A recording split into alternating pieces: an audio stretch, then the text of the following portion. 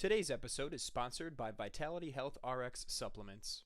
Whether you're an athlete, a busy professional, or just someone looking to prioritize health, Vitality Health RX has what you need. With premium ingredients and rigorous quality control, their supplements support your body's natural functions. Visit shopvrx.com and use code FEELGREAT15 for 15% off your first order. Thanks to Vitality Health RX for sponsoring this episode. Now let's dive in. Hello and welcome to Feel Better, Feel Great.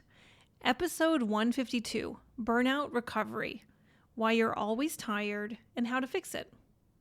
In each episode of this podcast, I dive into the wonders of holistic health and functional medicine to help you with the knowledge you need to lead a healthier, happier life. I'm your host, Dr. Andrea McSwain. If you're new here, please like, subscribe, and click the bell for this channel, Dr. McSwain. And please remember that the information provided in the podcast is for educational purposes only. Always seek the advice of your physician with any questions you may have regarding a medical condition or health objectives.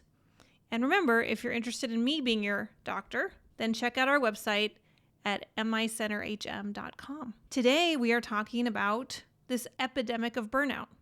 I feel like people are getting more and more exhausted than ever. And in truth, people have gone through quite a bit of change. If you look at how much change we've had to endure and the acceleration of the velocity of change over the last few decades, it's amazing.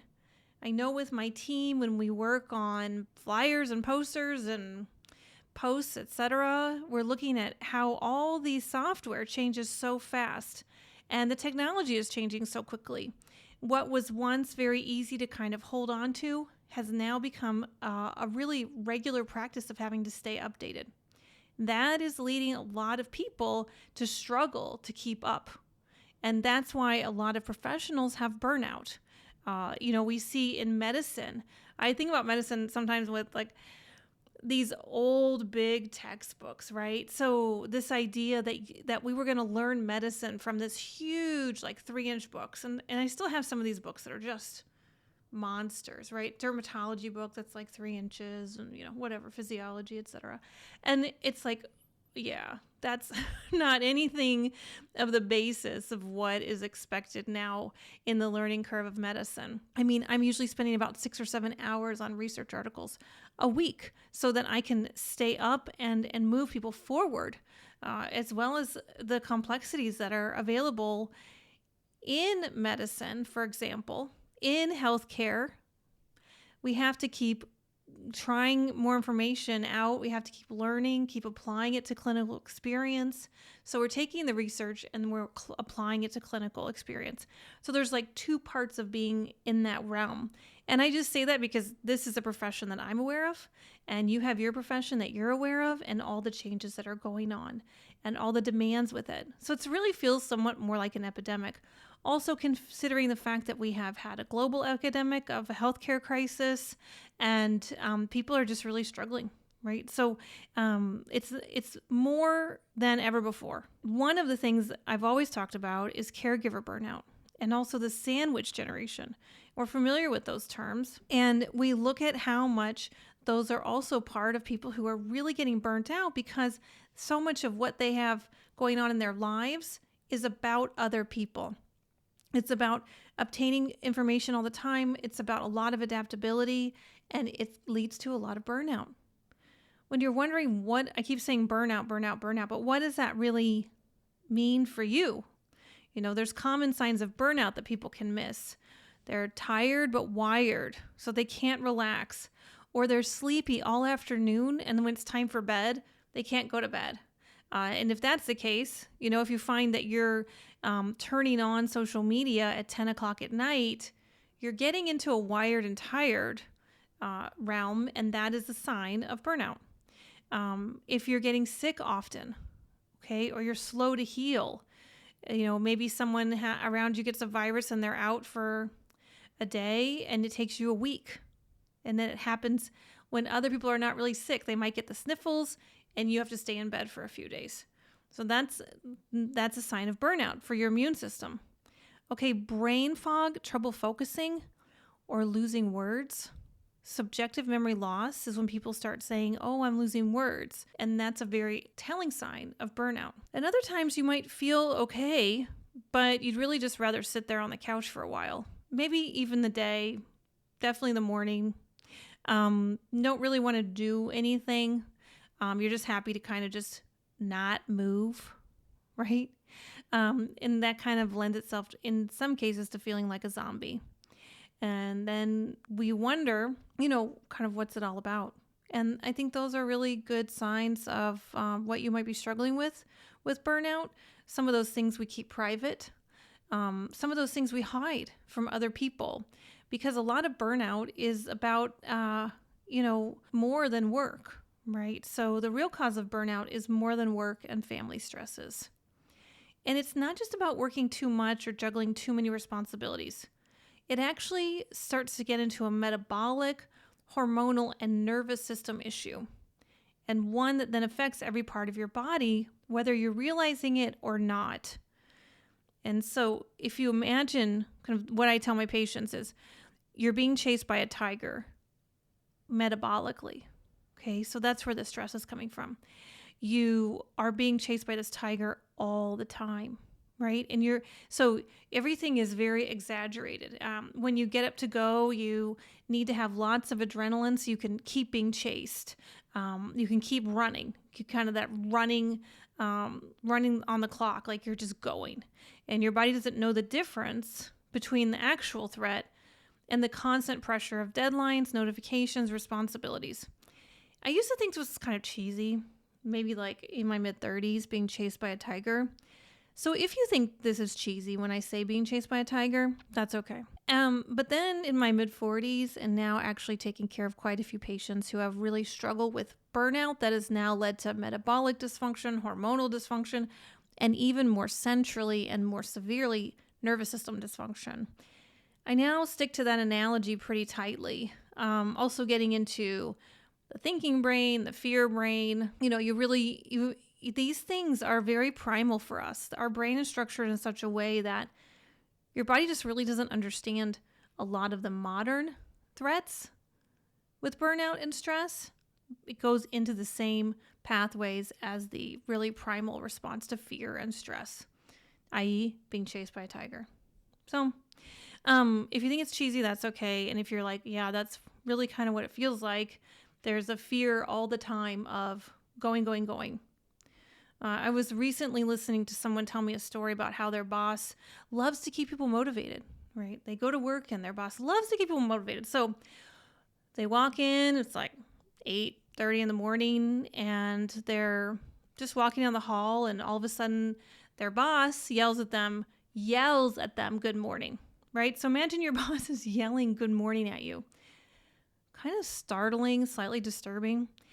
And also, what do you do? Do you get enthusiastic about it, like, yay, they said good morning? Or do you kind of shut down? Or do you kind of hesitate? Or maybe you yell right back good morning, and that actually startles your boss.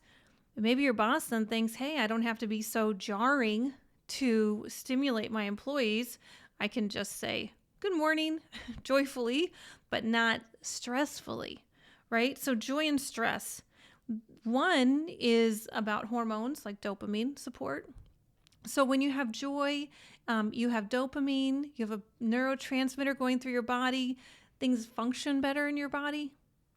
But if you feel like it's an alarm system, right, and then it's stress, it's very taxing to the nervous system, put someone on high alert, and then maybe that's where they stay, right? Because once people are on high alert, they can stay on high alert because they don't necessarily want to go down from high alert in their brain because something felt wrong.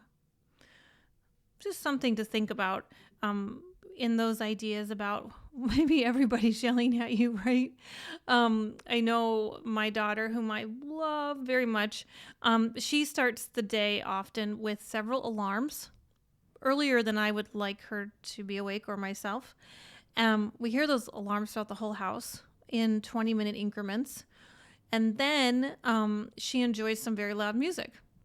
Obviously, I could ask her to turn it down. Sometimes I do. Sometimes she wears her headphones, so it's not all the time.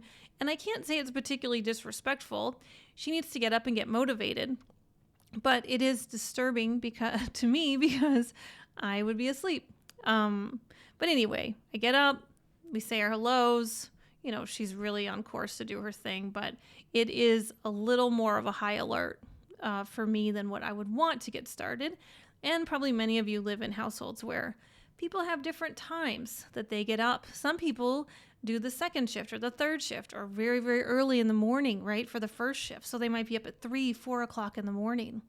And, just even doing their thing to get ready, which they have to do, right, to go to work, can be disruptive to our bodies, and that can actually indicate some stress. So anytime you're really interacting with someone, you might want to just appreciate, what are you invested in the situation in terms of how much stress or alertness it is requiring. And we'll get into that in a few minutes, because if you feel like you're constantly on, right, your spouse wakes up at 3:30 in the morning to go to work, and it's absolutely a requisite for your family's survival, but it's not the time that you get up. Maybe you come in at 11 o'clock at night because you work later in the evening. So you're on opposite sleep schedules. Now you're disrupted because it's 3:30 in the morning. They're disrupted because it's 11 o'clock at night when you come in. And then all of a sudden you're on, right? You're constantly on, and you can't get that reset for a break, which means your body then doesn't have that recovery time. And we all need that recovery time in all of our organs, including our brain. So if you're always bracing for the next task, the next crisis, the next expectation, really means you're constantly on. And I would challenge you to think about that. What does that mean for you to mean that you're constantly on? No matter what you do, you're holding yourself up to an impossible ideal instead of appreciating where you are. Now, that's part of being constantly on. And it's really also about understanding how wonderful you are, right? Instead of thinking about what you haven't achieved or what you haven't done. This is about gratitude. This is about taking a moment to reflect on what you're offering the world, and to be grateful that you have the opportunity to offer that to the world. And then also recognize that what you've done is quite a bit, right? And that might put a smile on your face, and that puts you more in joy, and that brings in more dopamine as a neurotransmitter. And it kind of just lets your body have a nice reset. So it can be very much changing that mindset from creating an impossible ideal as a mother, as a doctor, right? As a spouse, as a neighbor, as a whatever, churchgoer, as a community member, that you're never measuring up. It just means you're on that constant on, and that really kind of also implies that idea of being chased by a tiger. So think about where you are and appreciate where you are. And that will be very helpful, because we know that when people are struggling with this, they start to get into chronic overdrive. And that's the place where being chased by a tiger all the time matters. Okay, so the idea of being chased by a tiger is, if you go to the, savannas of Africa in your mind, or, you've seen this in a video where the zebra is being chased by a tiger, and then, or a lion, I guess, anyway, animals being chased by other animals. And then the zebra gets away from the predator and just goes to the water and starts drinking or eating. That's because they have the stress. And then once the alert is off, they go back to their normal routine. But if they were constantly being chased, if you were constantly on, your body just starts running out of ability to take care of you in that regard. So your adrenals or your cortisol, they start to get dysregulated. We can go back again to these ideas about common signs of burnout. When cortisol gets dysregulated, that's the idea of being wired and tired. That's the idea of crashing in the middle of the afternoon. That's getting sick. That's brain fog, right? The same with mitochondrial dysfunction. Okay, so these are subtle differences but they're significant in how your body is starting to dysregulate itself. And with mitochondria, your energy production system is breaking down. It's leaving you fatigued, but it's leaving you incredibly vulnerable because the mitochondria are about cellular health. And we're going to get into that. But I definitely just want you to appreciate what kind of situation you might currently be in. And the other issue includes chronic inflammation. So your body's just constantly fighting. Your immune system is constantly inflamed. We have biomarkers for that. So it's not necessarily just a concept, right? It's actually looking at biomarkers from your labs to say, oh, there's inflammation. What about blood sugar imbalances? A lot of your blood sugar is really related to spikes and troughs, right? Are you getting a release of your blood sugar to be chased so you can run? And then all of a sudden you don't have very much blood sugar left, right? And so then you tank and then you're exhausted. So then what do? You go for something to eat, right? Because that's an energy source. And then you might spike, especially if that's a very accessible sugar or carbohydrate, and then you might trough again, right? And then mood swings come into this as well. A lot of people talk about hangry. I think when people are hypoglycemic, they're just searching for anything to bring their blood sugar up because your body at that state of dysregulation will do anything to get some energy in. That eventually, and some of you might actually be here, and I have a few podcast episodes on this, when you get into autonomic nervous system overload. This is dysautonomia. People have heard that diagnosis. You are basically stuck in fight or flight mode. You're unable to rest. You're unable to recover. Your vital signs are disrupted. So your heart might be beating uncontrollably at times. Your blood pressure might spike super high and then trough to super low. Your heart might make you very concerned about in something called POTS, right? And so I have an episode on that. And nervous system overload and dysautonomia is very significant dysregulation. And then what happens is these things start to happen. And at first people can kind of handle it, right? You can miss maybe one or two things. You can get through the day, you can get through the hour, but then that starts to be the hour, you struggle to get through the day. You struggle to get through a week, right? You struggle to get through the month. Then you're really not necessarily doing any more than you absolutely have to. And so joy is just out the window, right? And, people are kind of wondering, but they don't know how to help you.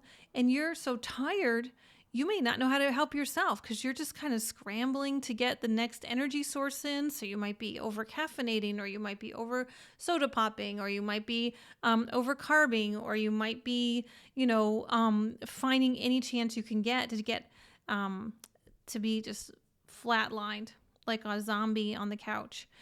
So if that's the thing, most people just don't get answers, right? And they say, oh, they're just really tired. They just need to rest a lot. And you start missing out on your life for sure. And then the people that you love's lives as well. And maybe they go to the doctor. That would make sense, right? That's a very honorable thing for doctors to have a patient or a person come to them and say, I don't feel good. Can you help me?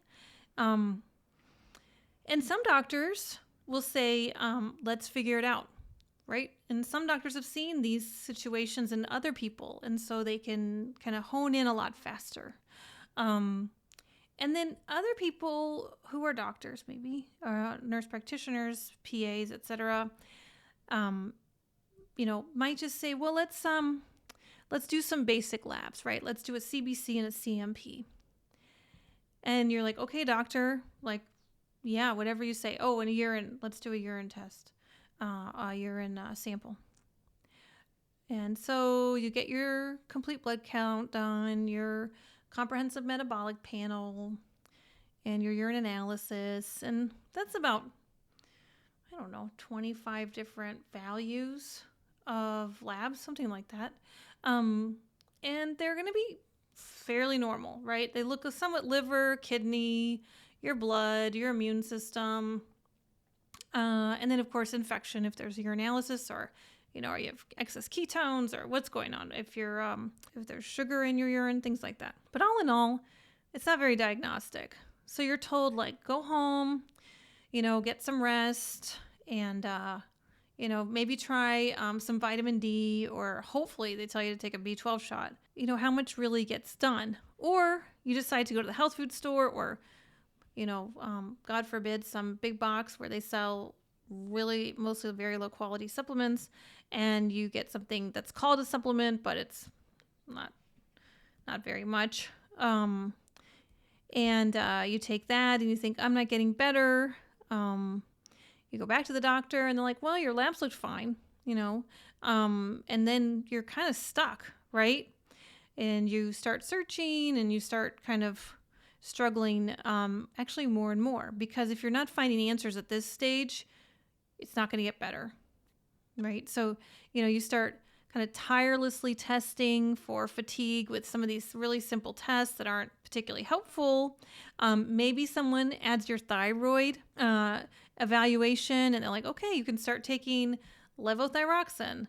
And, you start hoping for that one magic fix, like, please let it just be my thyroid. And sometimes it is your thyroid, but that's a hormonal issue, right? And we need to understand why your hormones are having a problem. It's also a metabolic issue already if you're having thyroid dysfunction. But, what if I told you fatigue isn't just one thing, right? It's a system-wide issue. You don't fix burnout with just another supplement or another test. You fix burnout by addressing the entire system. And that's why I created the Feel Better, Feel Great membership, where inside we go beyond surface level advice. We do a deep dive into burnout recovery, looking at how to reset your nervous system, repair mitochondrial energy, and stabilize your metabolism. What's the secret in our membership is that I dive deeper. I've worked with countless patients and developed a systematic approach to burnout recovery that actually works. It's because it's based on what your body needs at a foundational level. And if you're tired of feeling tired, and if you want to get off this roller coaster or hamster wheel, please join me inside the membership.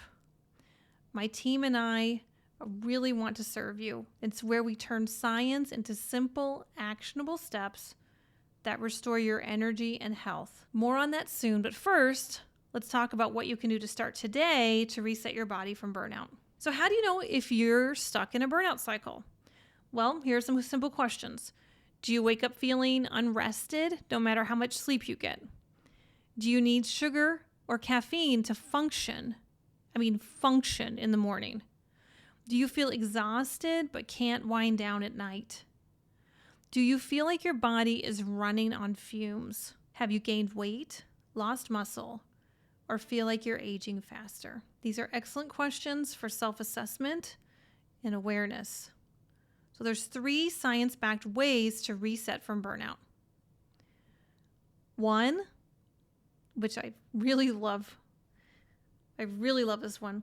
Work with your cortisol rhythm. Work with your cortisol rhythm, not against it. Okay? Your body has a very set rhythm, and you can support it with things like morning sunlight within 30 minutes of waking. This helps you connect to the sun and regulate your circadian rhythm. Caffeine timing. It is good to wait 90 minutes after waking to avoid a stress hormone crash and support your adrenal rhythm or your cortisol rhythm. Then, eating a protein-rich breakfast to stabilize blood sugar. Okay, so if you're in the circumstance where you need to work on burnout, it is important to consider eating a protein-rich breakfast to stabilize your blood sugar. And for some people, that means earlier than other people who are fasting. So just think about that for timing and see how you can support the rhythms of your own body. Next tip number 2, recharge your mitochondria, which is your cellular energy powerhouse. You can move in short bursts, 1 minute movement snack, if you will, either multiple times throughout the day or at the top of the hour. So for 1 minute, you can hover over your chair and you can do little squats, right? And that's your movement snack. Also, to support the mitochondria, cool or cold therapy or contrast showers to improve metabolic function. This is not making it too cold to exhaust yourself, but making it a little bit cooler for a little bit of stimulation to stress the mitochondria slightly so they can get stronger. It's very important how this works. Another one, cleansing breath. Using my exhale first method to activate the vagus nerve and shift your nervous system. Drink green tea, either caffeinated or decaffeinated, to support your mitochondria. Tip 3, optimize your sleep for burnout recovery. Okay, sleep is your time to heal. And when you use these tips, you're going to improve your time to heal. First, create a power down routine 1 hour before bed. No blue light, no screens. And I know if you're a parent or if you're someone who's super high, go, sometimes when you stop, right? I catch myself with doing this. My daughter's gone to bed. We've had very good conversation. We've been together for hours. I worked all day, and there's just this moment where it's like, maybe I could just sit here and kind of collect myself and, kind of see what's going on maybe in the world, see what's going on with my friends, people who I didn't interact with for the day. And that is not powering down, but it's kind of powering down, right? I know that when my daughter comes home from high school things, I know it's going to take her an hour to go to bed. It's just true. She comes in, she's been flying all over the place doing her thing, and she gets in, and no matter what time she gets in, right? Whatever time the activity ends and she gets home, it's going to be an hour after that she's in bed. And as a parent, I think I observe that a lot easier, quicker than how I observe myself. So I know she needs a power down routine, and I know I need a power down routine. And so that my sleep can be marvelous. And when you do power down, how you find your reset, right? That can sometimes be the hard thing, because a lot of times we think, we'll just shut down our bodies and we'll turn on the screen. And that will have stimulation, but we don't have to do anything for it. I get it. It's easier than reading. It's easier than yin yoga or stretching. It's easier than just laying there, right? And just kind of letting the day go, because your mind is still going. And this is part about being wired and tired. And this is where you want to think about really breaking the cycle. Next is magnesium supplementation at night can be very supportive, because magnesium helps calm the body. The next way to support your sleep from burnout is the sunset rule. So dim the lights in the evening to mimic natural light changes. And that, again, is very helpful because our brain is guided by light. During the day, we're awake because the sun is awake and it's up, right? And then at night, when the sun sets, is when we sleep and rest. And that is part of our circadian rhythm. And then the rest of our body responds to that. Keeping a lot of light on in the evening is very stimulating. So it's very important to recognize that working in the day is very good, and then you start to get into this sunset mood, dim the lights, turn off some of the lights, keep the lights a little bit lower so that you can prepare for sleep. And of all this, I think the missing piece is that we really cannot do it alone. You cannot do it alone. Nobody can do it alone. Most people fail because they try to push through burnout instead of resetting their system. Again, this is why I created the Feel Better, Feel Great Functional Wellness membership, so that you can receive expert guidance and simple step-by-step burnout recovery strategies.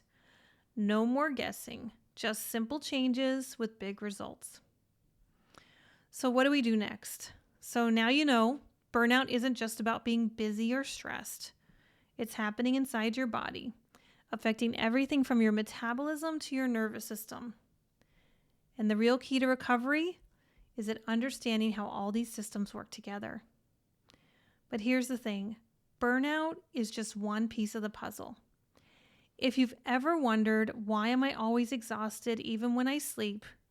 How do I actually improve my metabolism, gut health, or immune function? What lab tests really matter for long-term wellness? Is there a science-backed way to slow aging and optimize energy? Then you're in the right place because we're going to dive deeper. I've been working on something that's going to change the way you approach your health, something that goes beyond just burnout. Imagine having a clear, structured way to explore the same cutting-edge wellness strategies we cover in this podcast without getting information overload. It's why I created a space where we take tips and topics like metabolism, longevity, brain health, hormones, detoxification, immune resilience, you name it, we'll talk about it. As long as it relates to health and well-being, we'll have some element of it and we'll dive right deep into it. And we'll break them down into practical, actionable strategies that you can apply to your life. The way that we know that is that we're going to be live, we're going to be messaging you, you're going to be receiving information. It's not just giving you information, it's engaging with you so you can engage in your own life and find health.